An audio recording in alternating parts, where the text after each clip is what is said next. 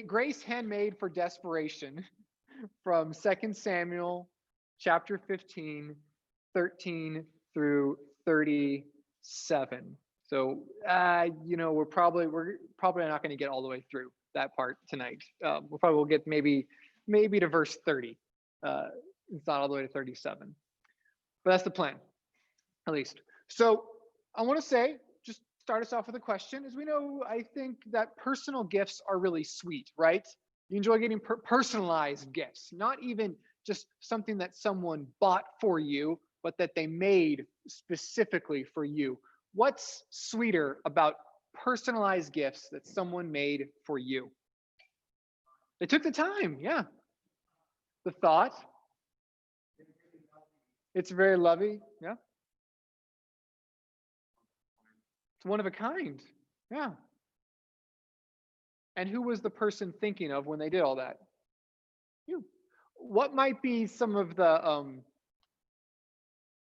downsides or discouragements of getting a personalized gift?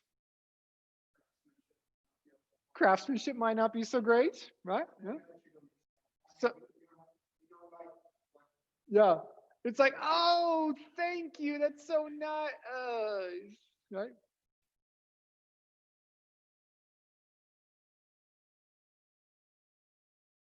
Sometimes it's something you need, but you don't really want to admit that you need it, right? You're like, oh, great. You got me a sweater. I don't really, but I do really need a sweater, don't I? Or of course, the whole getting someone a mixer for their birthday because they really need a mixer. And you're like, is that actually a good gift or not? Depends. I always think back to when I was a kid, and for it wasn't a handmade gift, but it was a chosen one. It was a geography book that my uncle got me, and I was like, I was in 5th grade. This is such a lame gift. Well, but he got that because I was studying geography in school, and it actually helped me do really well in the geography B. But at the time, I was like, this is a lame gift. Now, I just bring that up because David is in this place. David is getting a personalized gift, handmade by the best craftsman in existence, God himself. But David's like us, and I'm not so sure he really liked the gift at first. I'm not so sure he thought it was a great gift after all, because David is experiencing the love of God, but not in the way we always think of love. He is experiencing the love that comes through discipline. You know the passage, Hebrews 12, verse 6. The Lord disciplines the one he loves, and he chastises every son whom he receives. David is in a period of chastisement right now. He is getting the very thing promised in chapter 12. You will remember the way the story goes that David is being judged by God because he sinned by committing adultery with Bathsheba. And now he is seeing the sword in his family because he killed her husband Uriah to try and cover it up. And it's interesting is God's name really hasn't been mentioned in chapter 13, 14, or 15 so far, but God's been active the entire time. We saw that last week. We're saying God's bringing his judgment upon David just like he promised. Now, Absalom, his third-born son, but now the heir because his older two brothers are dead. Absalom, the third-born son, was sent into exile after killing his older brother. And now he has returned after a little bit of manipulation by Joab. And he gets back into good graces with David by burning Joab's field. Not the nicest guy. And remember, he impressed everybody, right? He had the perfect family picture. He looked great. Then he got himself some very impressive chariots and runners, and he looked strong. He looked mighty with authority. And he goes around secretly telling everyone, my father isn't a really good king. I would make such a better king if you would just let me be king. I would totally be for you. Oh, and I'd be for you, and I'd be for you. And every single person Even if they were probably on opposite sides of a disagreement, he was for both of them, right? Politicking, as it were. And he then secretly calls everyone together and says, I'm going to Hebron, where my father was first crowned king. And when I get there and you hear the horn blow, everyone shout out, Absalom is king over Israel. And he does just that. Now, let me ask you guys, let's recall, how did God come into his plans for leadership? How much was God involved in Absalom's plans? Wasn't he? What? He used it as a tool, because it did come at the very end saying, I have to go make sacrifices to Yahweh. But we talked about that these sacrifices are commanded to be done quickly, and he waited 5 years, or perhaps longer than that, depending on our understanding of the 4 years we talked about. So God is just not at all involved, but is used as an excuse. This is not a godly man we're talking about here. He's just a very clever man, very good at getting people to do what he wants. And so we come with David is in Jerusalem, Absalom is in Hebron, and all the nation has now declared Absalom king. But God is still working for David. If you're following along the notes, you can see 5 graces from God in the midst of David's suffering. We're going to see 5 graces that God gives, though I think we'll only get to the 4 of them, hopefully all 4. That David is going to suffer, but God is going to be gracious. So, first grace God gives is the grace of safety. He gives David safety, but not without struggle. Verses 13 and 14, 2 Samuel. Jerry's going to hold me to this. I'm going to say 1 Samuel again at some point. You're going to get me right there. 2 Samuel 15, verse 13 and 14. A messenger came to David saying, the hearts of the men of Israel have gone after Absalom. Then David said to all his servants who were with him at Jerusalem, arise, let us flee, or else there will be no escape from Absalom. Go quickly, lest he overtake us quickly and bring down ruin on us and strike the city with the edge of the sword. So David has a messenger arrive. Now, where did the rest of Israel, how did the rest of Israel hear that Absalom was king? Back in verse 10. What did they hear?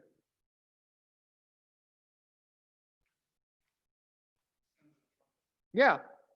So somehow there's the sound of trumpets going all across the land, except where? Does David hear a trumpet? No, he hears from a messenger.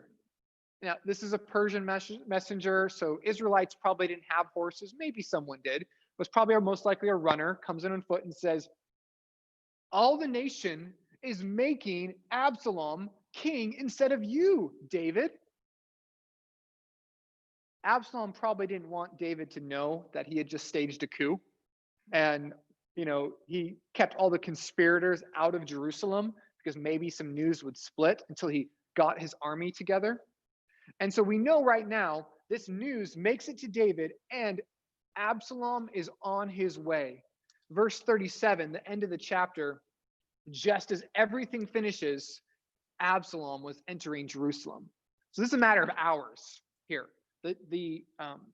The messenger just got ahead, ran, and there is an army coming to Jerusalem. Now, what do you think Absalom would do to David and his family and his officials when he arrives in Jerusalem? What do you think would happen to them?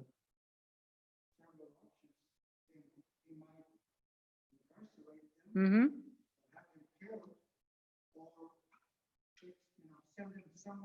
Yeah. So incarceration, death, or exile. All good options. Let's go. Can someone read chapter 17, verse 2? Here's the plan they eventually land on.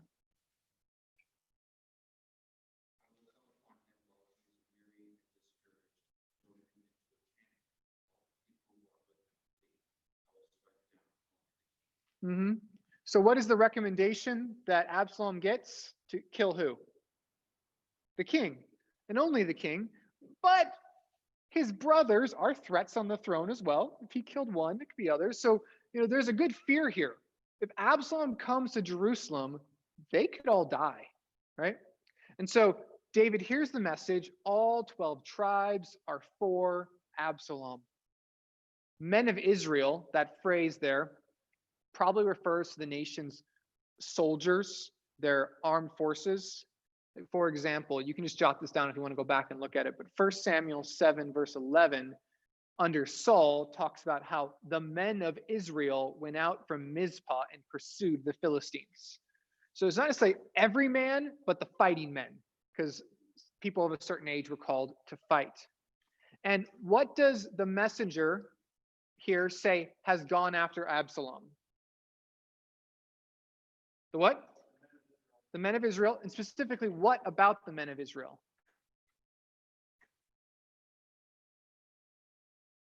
Their lungs, their feet, their hearts. We know in the Bible, heart doesn't just mean emotions. It doesn't just mean they love him. It means the control center of the person. Jesus would always say, like in Luke 6, verse 45, that the good man out of the good treasure of his heart brings forth good. The evil man brings forth evil. So this idea that the heart is controlling. So it's not just, they love him. It's they are completely devoted to him. He is controlling their lives. And sinful hearts are pretty fickle. They go back and forth. Absalom says, I'll be on your side. I'll get you what you want. And they're like, okay, Absalom, we'll follow you then. This messenger arrives with horrible news. But it was a grace of God, the messenger comes, so that they could see that they could flee from Jerusalem. They heard a messenger, then they have a flight from the city. David said to all his servants who were with him at Jerusalem, arise, let us flee, or else there will be no escape for us from Absalom. Go quickly, lest he overtake us quickly and bring down ruin on us and strike the city with the edge of his sword. So he's speaking to Jerusalem. But remember, according to verse 11, 200 people, probably officials of important relevance, actually were going to Hebron with Absalom. And they're now basically, they didn't realize they were part of the coup. So now they're basically hostages. So David has 200 of his finest people, hostages to his son, and everyone else is kind of in disarray because they have a short amount of time before the army gets here. He's like, I have no ability to create a defense. We got to get out of here. David, who is the great general, only has the option to run, flee, escape. Like if you are an impressive general who's defeated giants, is running away something you want to do? No. But he gives two reasons. One, so that Absalom won't kill us, so we won't all die. But secondly, so he won't destroy Jerusalem. This is actually a painting of a siege by the Romans in AD 70. So this is not David's time, but it represents the idea. He didn't want the city that God has now chosen to be destroyed. So this is David's conundrum. He's like, I can give up, or I can let God's city be destroyed. I cannot defend it right now. He's desperate. This is defeat in a lot of ways for David. David is experiencing the gift of trials, safety, but discouragement. And they're trials he can run from, but this is a trial he has to go through. Now, I won't ask you to raise your hand, but I know many of you are missing our Sunday night koinonia meal, right? You just or maybe just fellowship in general. Koinonia means fellowship, of course, right? And you miss that. You miss the time of being able to sit around and spend lots of time grabbing food, sitting down and eating. However, there is a fellowship time that is always open. There is a line that you can always draw from. You will find the Apostle Paul there. You will find many faithful believers through the centuries. You will find Jesus himself there. But it's the fellowship that Paul calls in Philippians chapter 3, the fellowship of Christ's suffering. And it's interesting. In 1 Corinthians 10:31, Paul says that there's no temptation that can overcome us except what is common to man, and God will not tempt you beyond what you are able to handle, but will always provide a means of escape that you might endure it. Not escape it, not get out of it, but endure it. David is in this trial. He is now experiencing one more time the same fellowship of suffering that he's experienced over and over again, that we get to experience over and over again. Trials are grace, but they're grace once we get through them to the other side. So you just want to think about how many of us are in one trial or another. Right? Like all of us are. We all have one trial. It shifts in various forms. And these trials, James 1 tells us, are to help us grow, that we may be perfect and complete, lacking in nothing. These trials are making you like Jesus as you participate, as you have fellowship in his sufferings, as so many other godly people have. And David's fleeing is not defeat.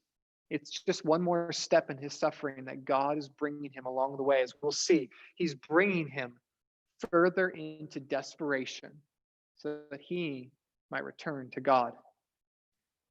Thankfully, we don't have to do it alone. It's not just you. And David wasn't alone either. Secondly, David is given grace of supportive friends. David is given the grace of having supportive friends. Verse 15, the king's servant said to the king, behold, your servants are ready to do whatever my lord the king decides. So the king went out and his household after him, and the king left 10 concubines to keep the house. And the king went out and all the people after him, and they halted at the last house. So how do all of David's servants respond to his command to flee? What do? A little louder, what? They obey. They go with him, right? Like they're like, yes, David, we are here to support you. Which I know we know that, right? Because he's King David. Who would not support King David? Especially against Absalom, who's such a wicked man. But I think we sometimes don't appreciate how amazing, how much of a grace of God this is, because here's David's mighty men, right? There's a list of all his mighty men, his top officials, some of whom make up this list of servants that he has right now. And let me just zoom in on one awkward one down here on the bottom right. Who is this? Uriah. And what happened to Uriah, one of David's mighty men? Killed. By who? Whose order? David's order. Like, you think about that, right? David did not just commit adultery. He committed adultery after learning that that was one of his mighty men's wife, who was off at battle when David was supposed to be, right? And then he didn't just kill Uriah. He tried to corrupt Uriah first, couldn't, and then had him assassinated. How do you think, if you're one of David's servants, your support for David might change, having known that he killed one of your fellow comrades? What do you think? You think it would change at all? Richard's giving me a face.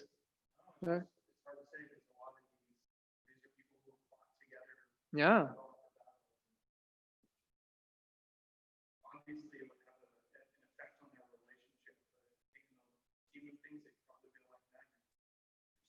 You're still David. Mm-hmm. He owned up to it, finally repented of it. Yeah. Psalm 51. Yeah. Now, and I say here too, we'll see in a second as well that these servants are not just serving David, they're serving Yahweh. And if David is unworthy, he is still the anointed king. And they have a worthy God. This is what's so key. The leadership is often unworthy, but God, who has ordained them, is not. He served a perfect God, though he was a sinner. And so the servants support him in his two objectives. He has two objectives he lays out for them of what he wants to do. The first objective being, makes sense, preserve the life of the king and key members of the royal family. He says, the king went out and all his household after him. This is important because you don't want the royal people to be killed by an usurper. And so they get in Jerusalem, and we see Absalom is down here in Hebron. And so they head eastward, up towards the Mount of Olives and up past the Rift Valley into the wilderness. Now you can see Hebron is in the southwest. Why are they heading northeast then? If Absalom is in the southwest, why are they heading northeast? The opposite direction. Yeah. They're getting as far away from him and his army as they can. David takes all his servants and he heads to the last house in Jerusalem, stops, allowing his soldiers to march ahead of him to protect him and his family, providing protection on both sides. So he has protection in the front, protection in the back. The royal family marches through the center. But then he has a second duty, which is kind of weird to us. He needs to make provision for the maintenance of the city of David in the king's absence. And to do this, he has concubines do the work for him. There's a famous sarcophagus with the king's many concubines lined up weeping around him, not Israelite, just from the ancient Near East world. Concubines in those days were secondary wives who can't produce heirs, but they help run the royal house. They're essential parts. Such a different world from ours. And basically, these women are very important, but they were considered more expendable because they're not in the royal line particularly. And they could keep the royal residence moving, keep assisting people. And probably David picks women to do this, to basically say there's not going to be any fighting. If you put a man in there, they could possibly take up a sword and try and fight off Absalom coming in. He's like, no fighting. Jerusalem is the city of peace. Again, such a weird idea, but it's basically the idea he's going, these women are going to keep things running while I'm gone. They're not the wives, so they'll probably be safe. That was the idea, but that proves not to be true. Gabe, did you have a question?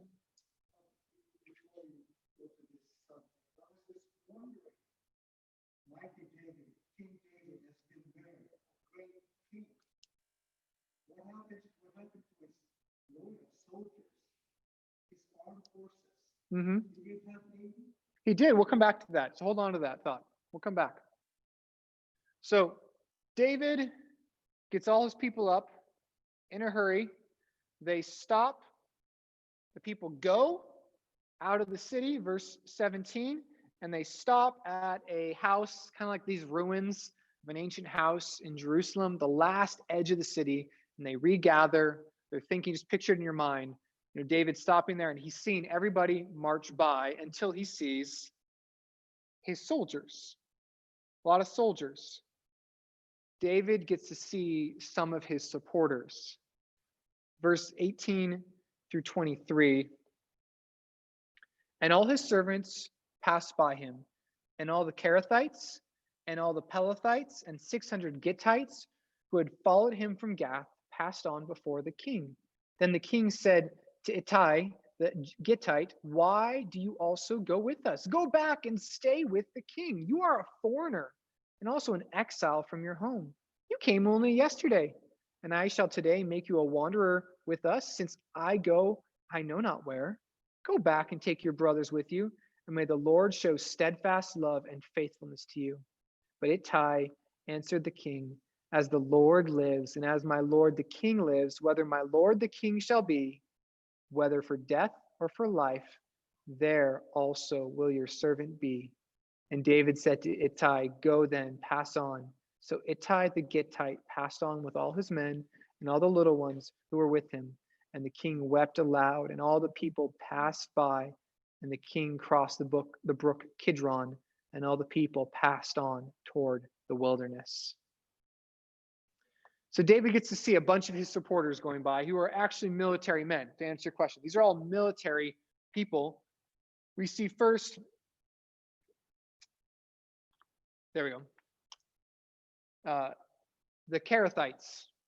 The Kerethites are a group of people from the Negev, which is the southern part of Israel, who were hired by David as mercenaries. It's thought at the time that basically in a nation like Israel, you wouldn't have people from the different tribes to be around the king in the capital. You would actually get people who are foreigners who support the nation, because it kind of decreases politics. So think of it like, it doesn't work this way, but it did for a while. In Washington, D.C., you wouldn't have any local forces. You have a special city with federal forces only to kind of keep any conflicts between the states coming up. That was the idea at the time. So here he has mercenaries. He also has the Pelethites, who are bodyguards, believed to have come from the Philistines, who are supportive of David, and the Gittites. The Gittites are from the city of what in verse 18? Gath. Who remembers what Gath is famous for? Being a Philistine city. Who is the most famous Philistine who comes from Gath? Goliath. Yes, he came from Gath, right? And remember, David spent some time there in Gath, acting like he was crazy and then come acting as a servant. And he has 600 Gittites with him, which is the number of a regiment. So again, soldiers with him, standard regiment. And to be with David, they must have rejected the Philistine gods in some way. So he comes specifically to Ittai, who is special. He is the leader. In chapter 18, verse 2, we find out that he's actually put in charge of a third of David's forces, along with Joab and Zeruiah, who have been with him the whole time. Right? So these guys have been with him the whole time, and he puts Ittai as an equal with Joab. But all these Gittites come before David. Remember, David is sitting at the house. His people are going forward. The Gittites come at the end. He's like, what are you guys doing here? Like, why are you coming? Because these are Philistines, right? He says, you are a foreigner, Ittai. You're an exile. You can't go back to your home. And if you come with me, then you're going to be lost. I don't know where I'm going. I'm not going to have a home. And remember, this is kind of weird because this all happened back in chapter 5 of 2 Samuel. David had these crazy battles with the Philistines as they attacked over and over again and defeated, going all the way back to the city of Gath. So around this time, things must have changed, and a number of people have come and supported him now from the city of Gath, basically switching sides. And as a mercenary, it basically makes sense for him just to switch allegiances again. Notice he says in verse 19, go back and stay with the king. Who's the king he's referring to? Absalom. He's basically like, you're a mercenary, man. There's a new king on the throne. Why would you support me? Go back and support him. But Ittai speaks for all these previous enemies of David, the Gittites. And he says, verse 21, as the Lord lives, as Yahweh lives, And as my lord the king lives, wherever my lord the king shall be, whether for death or for life, there also will your servant be. Who is he swearing by? Yahweh. Who is he saying is his allegiance and his authority then? David, because of Yahweh. He's like, Yahweh is my God. Yahweh is who I swear by, and I serve Yahweh's king. The Philistine, think of this way, the Philistine has more faith in God's anointing of David than the people of Israel do. The people of Israel switch really quickly when they think they can get a better deal from Absalom. The Philistine is faithful. Think of all the Gentiles who believed in Jesus when Israel was like, I don't know, Jesus, you're not really doing enough miracles. You're not being who we expected you to be. You haven't thrown off the Romans yet. And a Roman centurion says, hey, whatever you say, Jesus, goes. Tim Chester, writing on this, says, the point is that these foreign converts to David's messiahship are more loyal than the people of Israel. It is another sign that God's plan of salvation is for the nations, and the true children of Abraham are those who share Abraham's faith. You get that? Like, here's a Philistine supporting David when the people do not. So David says, all right, come, march on with my family. You get that, right? Like, he's putting his trust in them that if they turn sides, his family could be killed. But he trusts in their support.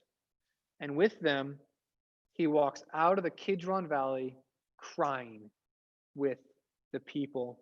Verse 23, the land wept aloud, and all the people passed by. And the king crossed the brook Kidron, and all the people passed on toward the wilderness. So remember, Israel, or Jerusalem, is built in a mountain face. And so it has a number of different parts. So he's basically coming out the end and going down this very steep valley out of the city and then back up the hill on the other side. So down the valley, back up again. And as he goes, he weeps. And all the land weeps with him. Yeah.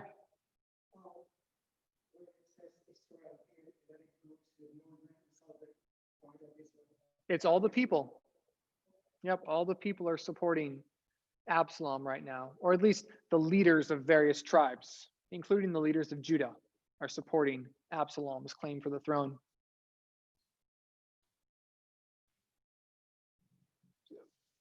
Remember last week, kind of finished with that quote from Adolf Hitler when he was almost killed, and how he claimed divine protection and divine blessing on all his actions. And we said that David or Absalom might feel like that. Like, here he is, he's won, he's winning. God is for him. How might David be thinking of God's view of him right now? How might David be tempted to feel about God's perspective on David? Yeah, a little betrayed. Here, God isn't protecting me. Fear? No.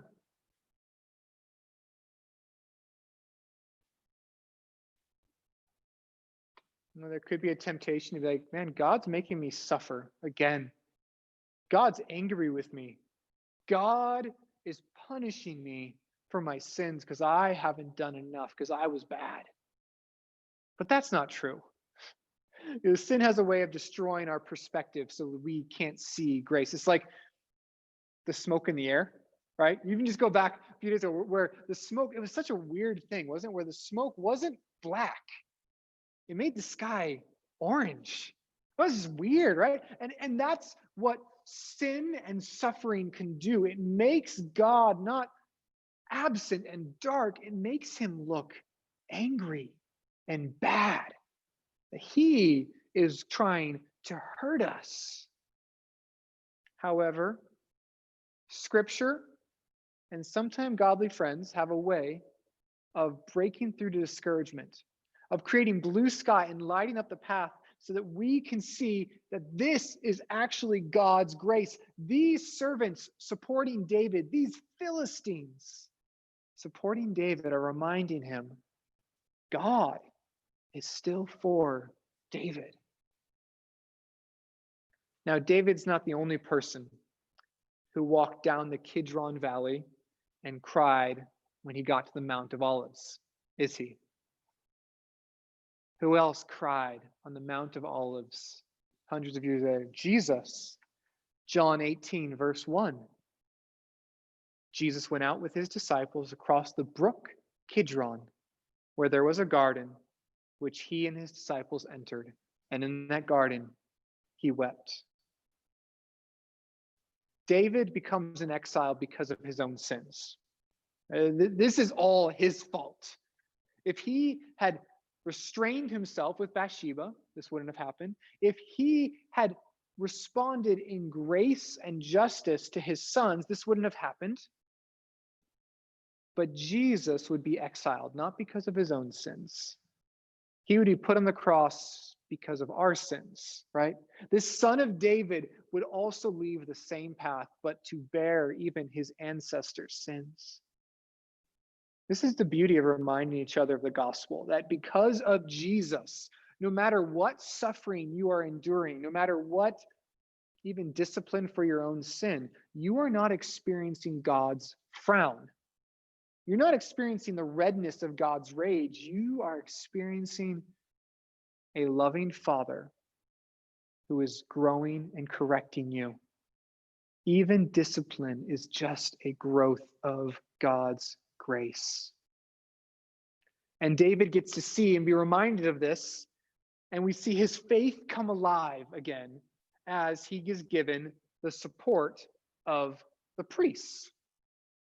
The priests come out and give him support. Verse 24 through 29. And Abiathar came up, and behold, Zadok came also with all the Levites, bearing the ark of the covenant of God. And they set down the ark until the people had all passed out of the city. Then the king said to Zadok, carry the ark of God back into the city. If I find favor in the eyes of the Lord, he will bring me back and let me see both it and his dwelling place.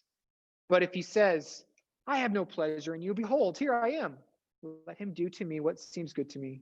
The king also said to Zadok the priest, are you not a seer?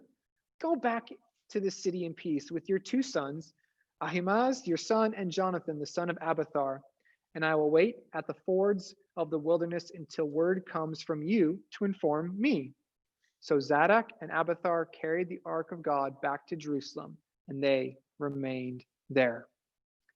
This is important. Remember, the people of Israel are turning on David, but the Philistines support him, and also the religious community supports him.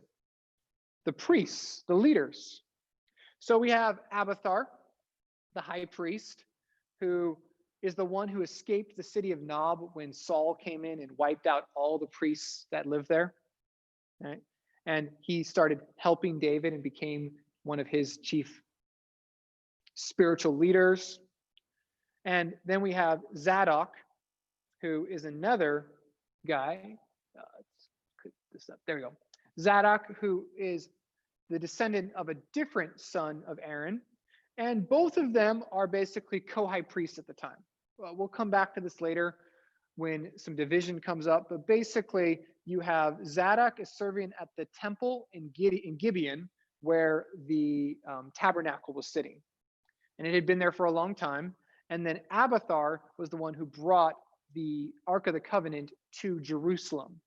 And it seems that sometime between when Jesus entered Jerusalem and now, both those things have become one. So both high priests are together. There's two of them. It'll create some problems later on. But right now, they both serve David.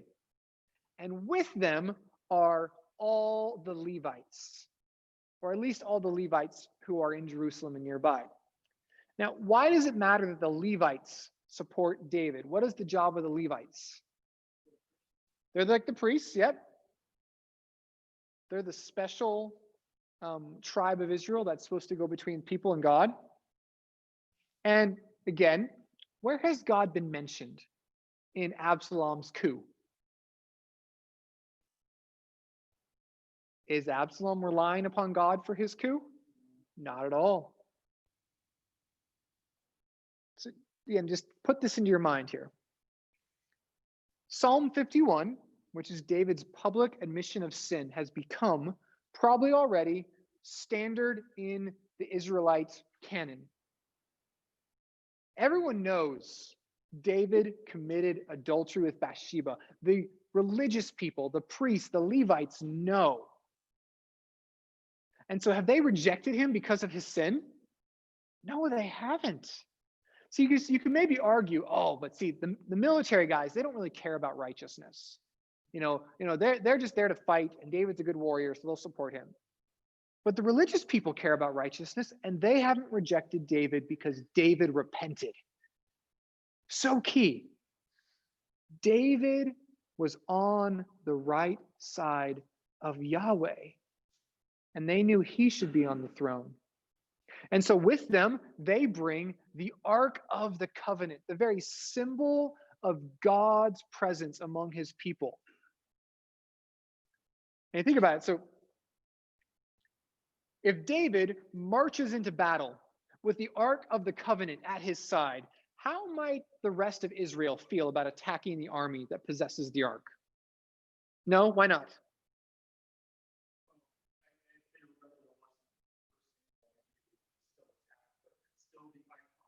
Yeah.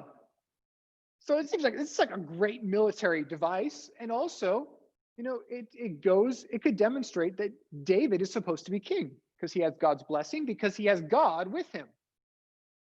But how does David respond in verse 25 through 26? Does he take the ark? No. Why not? Who's more important than the ark of God? God is. Yeah. Yes. Yeah. Yeah, David is called that by God himself, a man after his own heart. And here, this is so key. He says, in response to God, he says, verse 25, if I find favor in the eyes of Yahweh, he will bring me back and let me see both it and his dwelling place. But if he says, I have no pleasure in you, behold, here I am, let him do to me what seems good to him. This is faith right here. He's basically saying, you know what? This is partially a result of my own sin.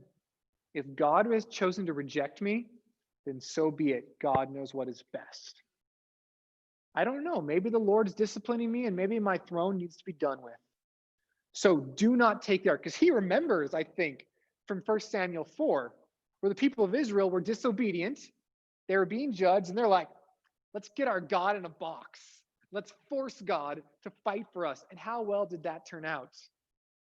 Very badly. David doesn't want to do that. It's like, I will not force God to do anything. If God chooses to bring me back, then he chooses to bring me back. It is up to him. He trusts God. He doesn't want to force God's hand. He trusts God's hand. So important. And this reflects David completely believes in the sovereign control of God over the situation, right? But does that cause him to say, nope, I'm not going to do anything then? Let go and let God at this point. No, what does he do? Take a sense of leaves, and what does he do with the priests? He doesn't just say, go back.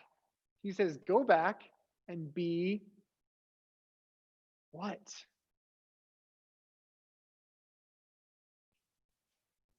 Informants, spies, right? He's like, you're a seer, right? You're a prophet. You're going to be safe. You're going to see some things in Jerusalem, won't you? All right, then send your sons to me, and I will wait over here. You guys head back into Jerusalem. I'm going to be over here in the wilderness. Send them out to me, and let me know what's going on. They become his spies. And they'll give him intelligence, and they'll tell him how to respond to his son's treachery, even while he completely trusts in the sovereignty of God. Sovereignty of God and our actions are not enemies ever in the Bible.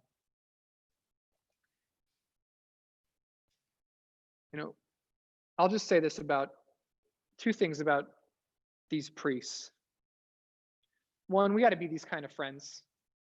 Remember, if anyone could have said to David, David, this is really because of your sin, it would have been these priests. But they know he's repented. He's asked for forgiveness. That is done with. There is no blame. There is only support.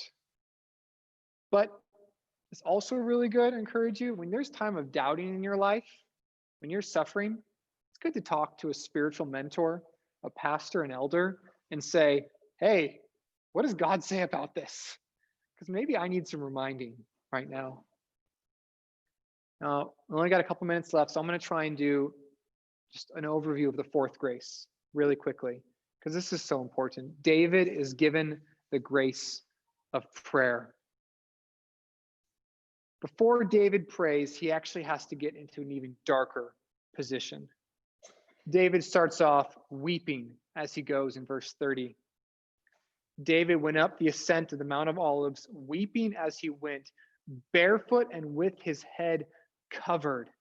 This is not a royal thing to do. He looks defeated. And all the people who were with him covered their head, and they went up weeping as they went. Just picture in your mind a whole procession, people crying as he marches down this valley and back up again. Going along, he is crying. You don't have to flip there, but you can just jot down Psalm 3. We'll come back to this. Psalm 3 is written during this time, most think. In Psalm 3, verse 1, he says, Lord, how many are my foes? How many rise up against me? Many are saying of me, verse 2, God will not deliver him. Perhaps David composed this psalm as he's trudging down and up this mountain. He comes to the top of the Mount of Olives weeping, and he finds out, secondly, that he has been betrayed. He has been betrayed. Verse 31, and it was told David, Ahithophel is among the conspirators with Absalom. Remember, Ahithophel was Bathsheba's grandfather, probably a little bit angry at David. There we go. Probably a little bit angry at David for the past sin, and now takes his chance to support Absalom. And this was really bad because his wisdom was great. 1 Chronicles 27, verse 33 says that Ahithophel was the king's counselor, and Hushai, the Archite, the king's friend. He was the counselor. This devastation is probably what led David to write Psalm 41, verse 9, words that Jesus would later use to refer to Judas Iscariot. Even my close friend in whom I trusted, who I ate my bread, has lifted his heel against me. Psalm 41, verse 9. You got to get in David's shoes. David, the general, is on the run. David, the wise man, is cut off from wisdom. With everything gone in his darkest place since the time of running from Saul, David, the righteous man, returns finally. And so David does the only thing he can do, and David prays once more. David said, "O Lord, please turn the counsel of Ahithophel into foolishness." Let's remember, when David was on the run, think back to 1 Samuel. How often did we see David praying when one thing after another happened to him? all the time. How much have we seen David praying over the last few chapters as he's making decisions with his sons and everything going on? How often do we see that? Zero. You get this? I would argue that David has been in a very comfortable position recently. Here he set up at his capital. He's got Jerusalem, the impregnable city. No one could defeat it. He figured out how to defeat it. The ark is there, the very presence of God. All his enemies around him are conquered. His son, yeah, that kind of went bad for a little while there. He killed his other son, but now Absalom's back. And we talked about last week, Absalom wants to do a religious thing. He wants to go and offer sacrifices to God. Like, whew, that worked out okay. David is very comfortable, and David is very prayerless. You get that? David was very comfortable and very prayerless. And it takes this betrayal until David finally says, Psalm 3, verses 3 and 5. You, O Lord, are a shield about me, my glory, the lifter of my head. I cried aloud to the Lord, and he answered me from his holy hill, Selah. I lay down and slept. I woke again, for the Lord sustained me. See, God graciously removes David's comfort, one thing after another, to give David himself. That can only come through prayer. Matt Chandler, a pastor who has dealt with brain cancer, wonderfully wrote that comfort is the God of our generation. Isn't it? So suffering is often seen as a problem to be solved, not a providence of God to be used by him. God brought this onto David to bring him back to God in prayer. Pastor Richard Phillips, writing this, says, there is a lesson for us, especially if we have recently lost our way and brought ourselves into well-deserved troubles.